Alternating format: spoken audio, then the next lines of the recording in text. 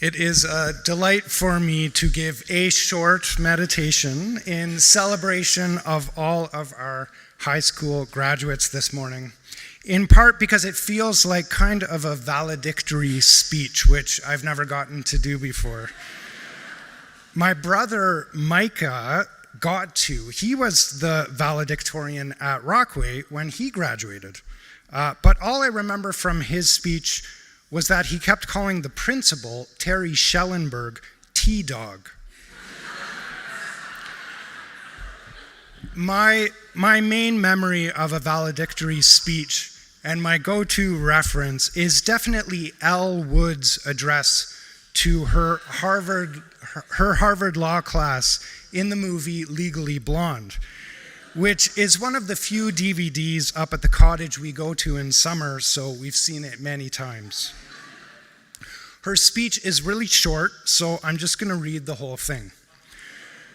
On our very first day at Harvard, a very wise professor quoted Aristotle, "The law is reason free from passion." Well, no offense to Aristotle, but in my 3 years at Harvard, I have come to find that passion is a key ingredient to the study and practice of law and of life. It is with passion, courage of conviction, and strong sense of self that we take our next steps into the world, remembering that first impressions are not always correct. You must always have faith in people, and most importantly, you must always have faith in yourself. Very wise words, and I could almost just end with that, although there are a couple of things one could unpack in there. She does make that reference to Aristotle, which the nerd in me just can't let pass without comment, without mansplaining a little bit. The law is reason free from passion. Elle doesn't like this because she's thinking of passion here as something like interest or fervor or excitement. But Aristotle is using passion in his work, The Politics, as our personal wants or desires. He's saying that to govern by the law is to govern impartially, unlike a politician who governs according to personal motives of power or, say, helping out his developer friends. Or maybe I'm wrong. Maybe Elle took a critical race theory class at Harvard Law School and is really saying that the law is never impartial.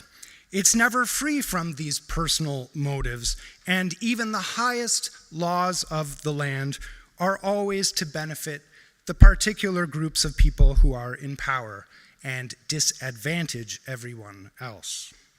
Who knows? Let's just move on to the next and more relevant part of the speech. It is with passion, courage of conviction, and strong sense of self that we take our next steps into the world. Here we have some good old American values. The apple pie of Hollywood ethics: passion, courage of conviction, and strong sense of self. What would the Canadian version of these values be? Instead of passion, maybe we would promote like being polite or having good etiquette. Instead of courage of conviction, maybe humility and respect of others. And what about a strong sense of self? Maybe the Canadian version is to remember that we aren't better than anybody else, except for Americans, of course.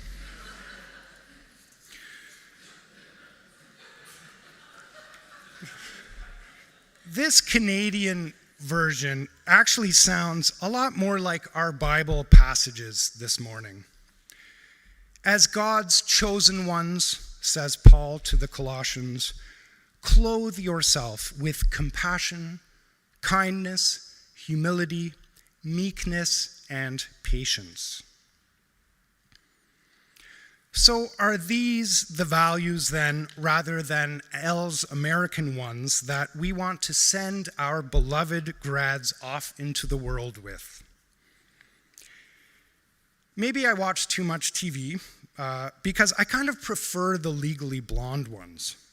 It's either Hollywood or maybe it's from reading Nietzsche, but there's something about words like meekness that, well, as much as I wish my own children were a little bit meeker, I don't think it's a virtue that really prepares them to engage all that well with the world.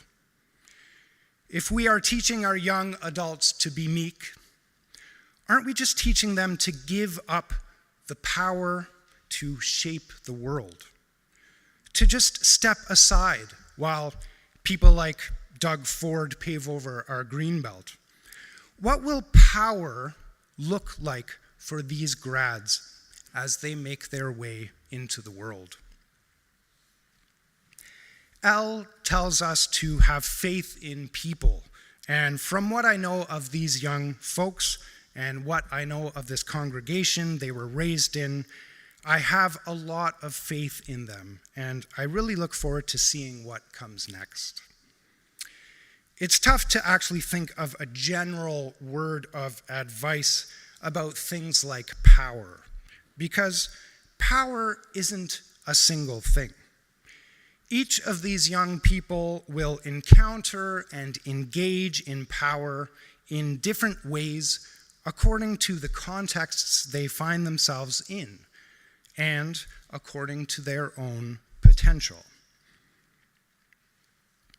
So maybe I can just say a word about my own experience, which is that hearing about my potential always really stressed me out. I had this terrifying realization about potential when I was in high school. I remember crying when I told it to my dad, which was that as babies, our potential is almost infinite. We could be anything, do anything. But as we grow up, with each day that passes, with each decision that we make, that potential gets constricted. Fewer and fewer roads are open to us until finally in death, our last whisper of potential gets snuffed out. And out of this once infinite, beautiful landscape of possibility, we are left with nothing but a mediocre path of our decisions made mostly out of ignorance. This high school vision stuck with me for a long time, and the anxiety around it got worse as I felt my own potential slowly getting used up without all that much to show for it. It's only been in the last few years that I've come to look at potential in a pretty different light. And if anything, maybe this is what I want to impart to you grads, if I may. I said earlier that power comes in different forms depending on context. This is another way of saying that power is relational. It isn't something that exists in a vacuum, something an individual has or doesn't have, irrespective of the circumstances around them. Power happens in power relations, in how we relate to and respond to one another. And potential is like this. The words potential and power come from the same Latin root. Think of potency, for example. As we grow up, or at least in my experience growing up, I've come to learn more and more that potential isn't a property that I may or may not have. Potential isn't something that, potential is, rather, something that resides in a particular situation. And that potential doesn't increase or decrease, but our ability to perceive it, to discern it, and to help bring about what we believe to be good or beautiful, to respond well to other aspects of a situation, to act in harmony with them, or to find peace and reconciliation in conflict. That kind of potential and discerning of potential, that can increase. It does increase, especially when compared to being a baby, which can basically only cry or sleep or wet itself. That's how I think of power and potential now, as the ability to respond well to a situation.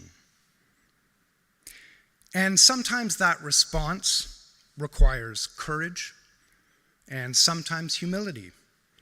Sometimes it means putting our own personal wants and desires off to the side, because there is potential in that situation for something beautiful to emerge by doing so. What a good response always requires is grace. There are very few scenarios where we can control the outcome of anything.